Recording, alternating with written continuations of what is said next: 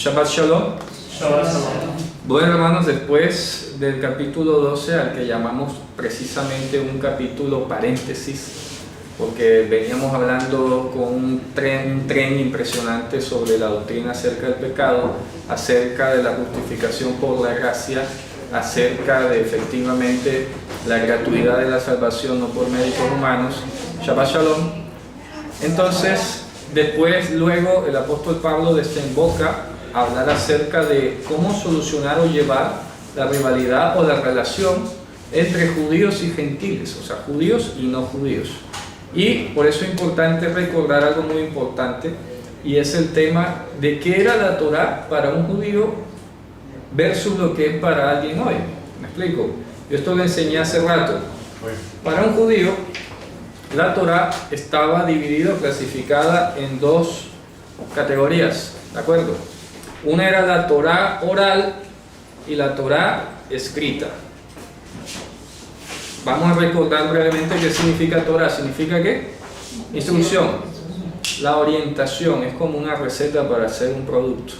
Dios da unos pasos y tú obtienes un resultado. Así, eso es lo que es Torá. Instrucción, orientación. Por eso la Torá funciona como un código de leyes de cualquier país. Tenemos una constitución central y luego hay unos códigos.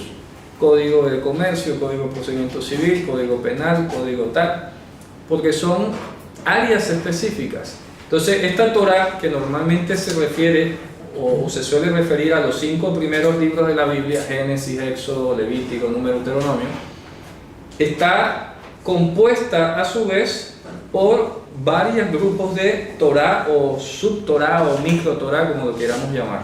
¿De acuerdo? Está la Torá del leproso, la Torá de la menstruante, la Torá de los alimentos, la Torá del comercio, del Shabbat. Son diferentes categorías de Torá que hay para cada área de la vida. Entonces, eso lo dio Dios directamente. ¿Me explico? Eso sale de la boca de Dios. Eso no es tradición judía, no es cultura judía, no es cultura hebrea. Es palabra de Dios, directamente dada a Moisés. Eso es la parte escrita. ¿Ok?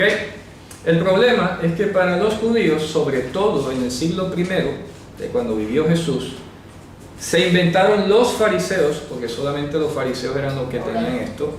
Habían otros grupos como los saduceos, esenios, celotas, que no tenían esa tradición oral. Entonces los fariseos, vamos a poner aquí fariseos, defendían algo que ellos llamaron la tradición oral, o sea, la Torá que es por boca, no la que es por escrito. La que es por escrito la conocía todo el mundo en Israel. Saduceos, esenios, todo el mundo tenía el mismo código escrito. ¿Me explico? Aquí está la Constitución. Pero luego los fariseos inventaron algo así como la jurisprudencia. ¿Ya? ¿Me explico? Entonces, aquí tenemos la Constitución en Colombia, pero hay una Corte Constitucional que dice, bueno, el espíritu de la ley dice esto, que a pesar de que ahí está escrito así, debe entenderse así. Eso es algo lógico. ¿Me explico? Tiene lógica.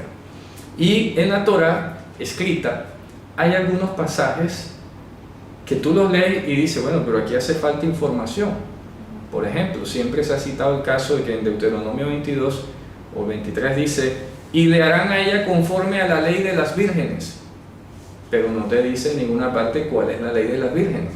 Entonces, si tú te quedas solo con lo que está escrito, tú dices, bueno, ¿y cuál es esa ley? No sabes. Porque era algo que estaba en la vida, que era algo que se vivía, que todo el mundo sabía, no había necesidad de escribirlo, porque ya todo el mundo lo sabía. Entonces los fariseos empezaron con esos argumentos y esos vacíos a decir, mira que si hay una tradición, mira que si hay una tradición, si nuestra tradición, tú no entenderías ese pasaje, y eso, de cierto modo, es así. ¿Ya? Ahí es donde viene lo complejo. El problema es que ellos traspasaron a lo razonable y a la lógica y se aprovecharon de que sí tenían razón en algunos pasajes, y sobre esa base que habían creado ya, comenzaron a montar muchas más jurisprudencias, muchas más, que se volvió todo un código de leyes. ¿De acuerdo? Estricto y puramente judío, fariseo. Los otros partidos no tenían esos problemas. ¿ya? No tenían tanta minucia, tanta especificación para las cosas. Por ejemplo, tú lees el Talmud de Babilonia, que es el compendio de la tradición, la ley judía, y te dicen, no, que si es del tamaño de una uva pasa o es el tamaño de una aceituna. Todo está milimétricamente calculado y especificado. Entonces eso se volvía una carga, que tú decías, bueno, pero yo cómo voy a estar midiendo todas las cosas así. Tengo que andar con una regla, con un metro en la mano, para andar calculando si la distancia es o no es. ¿Ya? Por ejemplo, al día de hoy, a corte de hoy, un hasídico, un judío hasídico ultraortodoxo, no puede pasar más cerca de 4 codos de un montón de basura. Entonces tiene que tener como una regla en su cabeza para calcular si hay 4 codos o no hay 4 codos, ¿verdad? Otra ley judía dice que no puedes caminar más de 2000 codos en Shabbat, ¿de acuerdo? ¿Cómo vas a saber cuánto hay de aquí a allá o tal distancia? Tienes que ir contando. Tienes que ir contando los pasos, será, no sé. ¿Me explico? Eso es tradición oral farisea. No es Torah escrita, porque la Torah no dice nada de eso. ¿Ya? Eso es lo que es la Torah para un judío. Entonces, un gentil, alguien que viene de no ser judío, ¿con qué cree que se va a encontrar solamente? Con lo que está escrito. El gentil no se encuentra inmerso en esa tradición milenaria y cultural que se inventaron en gran medida los fariseos. ¿Ya? Pero entonces hay que entender lo que tenía un fariseo como Torah y lo que estaba escrito. Y aquí lo dijimos, de aquí sale lo que se llama la famosa halajá, ¿de acuerdo? Que es la ley judía, y de aquí sale la Torah, que es la parte escrita. Fíjense ustedes, acaba de salir justamente un decreto que hay polémica a nivel mundial en el mundo judío, porque el Gran Rabinato de Israel ultraortodoxo sacó una lista donde estaba en lista negra a 160 rabinos de todo el mundo, porque no estaban aplicando toda la forma estricta de la halajá. Y hay rabinos que de pronto en su momento dice, oye, pero ¿yo qué puedo hacer aquí? Tengo que hacer algo. Si yo me apego a la halajá nos asfixiamos. ¿Me explico? Entonces, por estos rabinos de pronto no aplicar estrictamente la ley judía, ahora hicieron un sondeo o alguna investigación y ahora los tienen en lista negra. Fíjense ustedes, entre ellos mismos se dan chuzo ahí, ahora que se espera para alguien de afuera, ¿verdad?